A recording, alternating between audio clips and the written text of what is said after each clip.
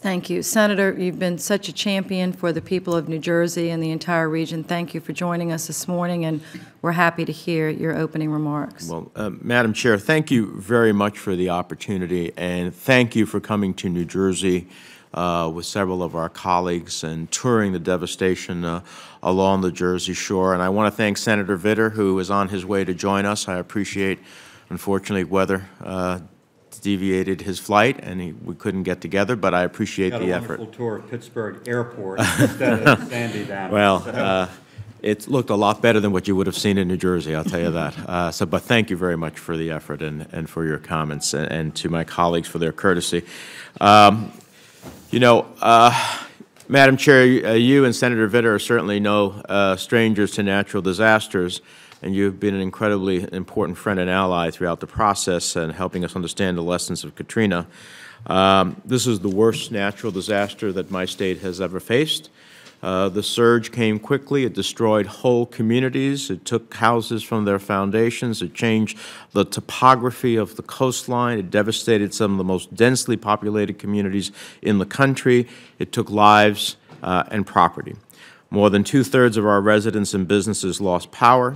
40% of the nation's transit riders had their commutes disrupted. Many still today have their, not only their rides disrupted, but costing them a lot more to make their transit commute to work. So much more of their income is being bid out of the process. And a countless number of small businesses are now faced with the overwhelming job of cleaning up and trying to get back to business. In New Jersey alone, there's more than 34,000 applications for SBA disaster loans that have been submitted. These small businesses simply don't have the resources or capital that larger companies do to quickly rebuild. It can often take weeks, if not months, to get back up and running, valuable time and revenue lost at the worst possible moment. And as you saw, Madam Chair, on Monday on Long Beach Island, power has still not been restored, and small businesses are still closed as a result. And while SBA loans can be helpful, many small businesses simply don't have the capacity to add more debt to their books. Small business owners around the state have told me that they already took out significant debt to either start up their business, survive the Great Recession, or even repairs after Hurricane Irene struck in the summer of 2011. So for those small businesses like shopkeepers in Little Ferry and Moonachie, I see the distinguished mayor of Hoboken is here, who's going to tell you some of those experiences. Pam Bond and Jeff Spinardi, who own the store in Hoboken, called Greetings from Hoboken. They have 3 full and 4 part-time employees. They lost power for a week. They lost one of the most critical times for their sales. They couldn't even make the rent. And despite their own struggles, when the shelter didn't have any electricity, they gave up all of their stock so that, in fact, they could light up the place with candles.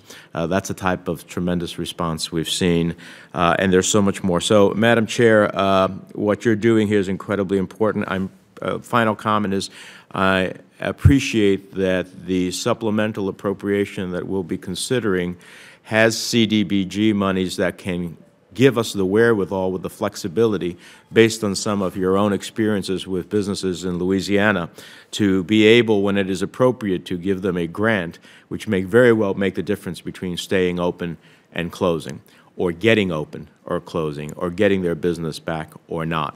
And in so doing, also hiring so many people that, in fact, were hired by these small businesses, which are the engine of our entire economic background.